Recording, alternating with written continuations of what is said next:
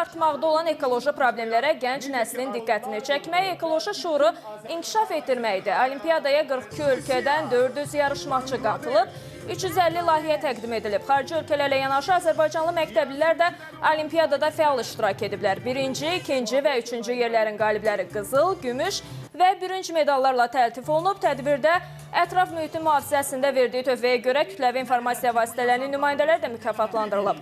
Əməkdaşımız Sülhiyə Şirinova ekoloji təbliğat sahəsində ən yaxşı televiziya müxbiri adına layiq görülüb.